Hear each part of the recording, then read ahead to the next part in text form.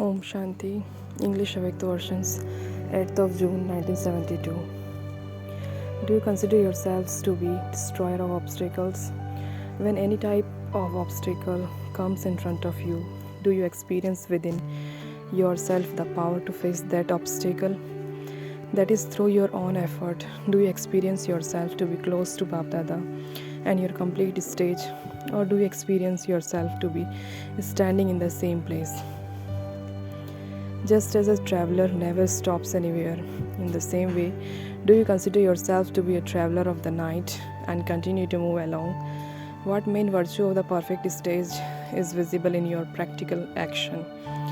Or what is the special virtue of the perfect stage through which you can recognize whether you are close to your perfect stage or far away? Now, for a second, and tell Baba what special virtue reveals the perfect stage. When a soul has created the stage of perfection, then what is the praise of its practical action? That of equanimity. When there is equanimity in praise and defamation, victory and defeat, happiness and sorrow, it is called the stage of equanimity or the stage of perfection. Even at times of sorrow, instead of waves of sorrow being visible on your face and forehead, waves of happiness and joy should be visible. While hearing defamation, it should not be experienced as defamation but as praiseful words to make your stage of perfection stronger. There should be such equanimity. This is called the stage of closeness to Bap Dada. There should not be the slightest difference in your vision or in your attitude. There should not be the attitude that someone is an enemy, or that someone is one who insults you, or that another is one who praises you. Let there be the attitude of a well-wisher and the vision of a benefactor. To be the same to both types is known as having equanimity. When there isn't equanimity, that is balance, you are unable to experience bliss from the Father for yourself. Baba is the blissful one. If you wish to experience bliss or to take bliss from the Father, then there is only one method for this. Let there be constantly be an accurate balance of both love and power. When there is an accurate balance of both aspects, you will automatically continue to receive bliss. Do you not know how to maintain an accurate balance? What is the specialty of tough rope walkers? That of keeping their balance. What is the specialty of tight rope walkers? That of keeping their balance. It may be an ordinary thing, but the wonder is of keeping one's balance. You have seen the act of tightrope walking, have you not? Here too the wonder is of maintaining an accurate balance. However, you do not keep an accurate balance. When you hear praise, you become even more intoxicated, and when you hear defamation, you have dislike. In fact, there should neither be intoxication through being praised nor dislike through being defamed. If the two are well balanced, then when you look at yourself as a detached observer, you will experience wonders. You will experience contentment in yourself, and others will also be content with your actions. However, because you are lacking in this effort, because of a lack of balance, you do not have the blissful life you should have. So, what should you do now? Keep an accurate balance. There are many such pairs of things to be loving and detached, praise and defamation. This is your family path. The soul and the body are also two. Bap and Dada are also two. World transformation takes place through the activities of both. So the family path is eternal and imperishable. In a Lokic household too, if one is moving along well and the other is slack, that is, if there is not an accurate balance, then there is conflict and time is wasted. Then you are not able to attain the elevated attainment that you should. What would you call those who walk with only one foot? Crippled. Would such a person be able to take a high jump or run fast? So, in this too, if there isn't equanimity, what would you call such effort makers? If in your effort you have greater attainment through one thing and experience a weakness in something else, then you should understand that you will not be able to take a high jump. You will not be able to run. So, when you are not able to take a high jump or run, then how will you come close to perfection? You develop this weakness which you yourself also speak about. At the time of giving, love, power is merged, and at the time of needing power, love becomes merged. So that is not an accurate balance then, is it?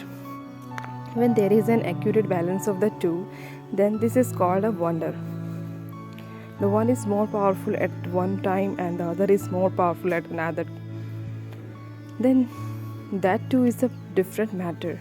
However, when there is an accurate balance of both at the same time, then this is known as perfection. If one is merged and the other has emerged, then only one creates an influence. The Shaktis are always portrayed with equanimity in two virtues, being both loving and embodiments of power. In their eyes, there is constant love, and in their actions, they are embodiments of power. So, those artists also know that they were the Shiv Shaktis who kept a balance by having equanimity of both virtues. This is why they portray such feelings in their images. Those images have only been created because you have been that in the practical form. So now remove these weakness, because only then will the influence that should be created take place. Now because one aspect creates a greater influence than the other, there is little impact. They speak of one thing, but they cannot speak of all virtues, of everything. However, you have to become full of all virtues, do you not? So bring perfection close in this way. Similarly, you show the cooperation between dharma and karma. People separate the two, whereas you show the cooperation between the two. So while performing action, let there be religion, dharma, that is complete imbibing, dharana. And then because the balance of dharma and karma is accurate, the impact will be greater. While performing actions, you become engrossed in your actions, but if you do not have complete dharana, then what would you call that? You tell people that the life and situations of today have become like they are because dharana and karma have been separated. So ask yourself, is there equanimity in dharana and karma? That is in your dharana and in your actions, or do you forget while performing actions, and then when your karma finishes, you become aware of the dharana? At the time when you remain very busy in karma, do you also have dharana, or is your dharana only powerful when the karma is light? When there is dharana to a greater extent, does the karma become slack?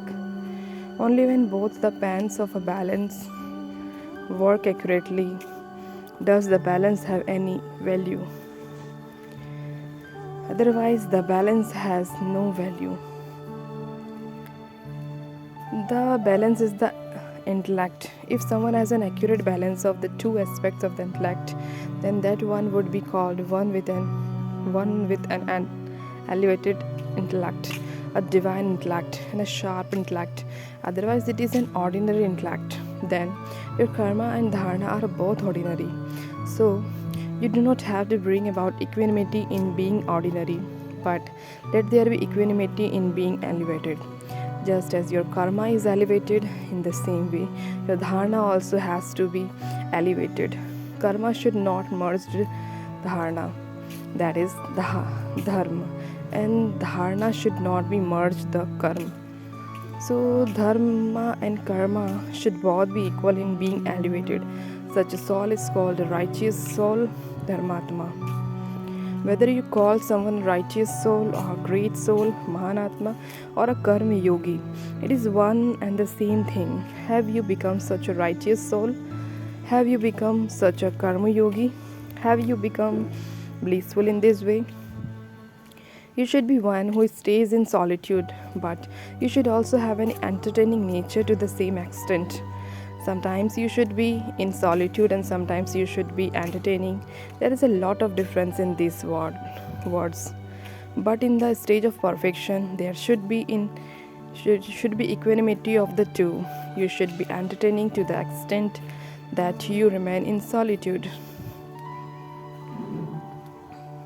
Your entertaining nature should not disappear while in solitude. Both should exist at the same time to the same extent. When you become entertaining, you say that you have come down from being introverted. And when you become introverted, you ask how it is possible to be entertaining. However, both should exist simultaneously. You should be in solitude one moment and be entertaining in the next moment. You should be harmonious to the same extent that you are mature and serious. It should not be that you must remain an image of maturity and seriousness. To be harmonious means to be in harmony with the sanskars and nature of everyone. Maturity does not mean that you remain distant and don't meet everyone. Anything in its extreme is not good. When something goes into its extreme, it is called a storm. If one virtue is like a storm and another is merged, then would that seem right? No. So have such powerful dharana within yourself that you are able to stabilize yourself wherever you want. It should not be that you are unable to stabilize the foot of your intellect, that when there isn't an accurate balance, you are not able to stabilize yourself, but you sometimes fall in one place and sometimes in another place, or you continue to fluctuate. The reason for this fluctuation of the intellect is that there is not equanimity, that is, you are not complete. Anything that is full cannot shake. There is shaking when there is something lacking. When something is not full, so this upheaval of vestival thoughts or of Maya takes place when something is not full. When you are full and there is equanimity of the two, then there cannot be any fluctuation. So, in order to save yourself from any type of upheaval, continue to become complete and you will become perfect. It is impossible for there not to be any impact or influence from anything that is perfect and complete. When the moon is 16 celestial degrees full, it attracts everyone towards itself against their conscious wish. When anything is full and complete, it automatically attracts towards itself. So you are not able to attract all the souls of the world because of your lack of perfection. To the extent that you have weaknesses within yourself, you are not able to attract other souls towards yourself. When the degrees of this moon have decreased, no one's attention goes to it. But when it becomes full, then everyone's attention goes to it even against their wish. Whether someone deliberately looks at it or not, it is still visible. In perfection, there is the power to influence. So, in order to be influential, you have to become complete. Do you understand? Acha. When the balance is not right and you watch the games of fluctuation as a detached observer, then you will be very amused with yourself. It will be just as when someone is not fully aware of himself and you become amused at his activity. So also look at your own self when Maya makes you a little bit unconscious. That is when she makes you lose the awareness of your elevated stage. What is your condition at that time? Does that scene come in front of you? If you look at yourself as a detached observer at that time, then you would be amused. Babdada watches the game of each child as the detached observer. And so, do you like showing such games? You know what Babdada wants to see. Since you know and you accept it, then why do you not move along in that way? If three corners are fine and the other is not, then what will happen? You know about the four things. You accept them, you speak about them, but you observe following some of them and not others. And so something will be lacking, will it not? Now try to fill in that gap. You have been told about pairs of things in the same way, with knowledgeful and powerful. If you keep an accurate balance of these two, then perfection will come close. You become very knowledgeful but not so powerful. So the balance is not fine. The Shaktis are shown balanced with powers. They are shown giving blessings. But if your own balance is not correct, if you are unable to have balance in yourself, then how will you be able to be master, blissful for others? At present, all are beggars in this. Apart from Shiva and the Shaktis, no one else is a bestower and a great donor of bliss. So, whether you are a bestower or a great donor, you yourself should be full in that, because only then will you be able to give to others. To such master knowledgeful, blissful, and just as care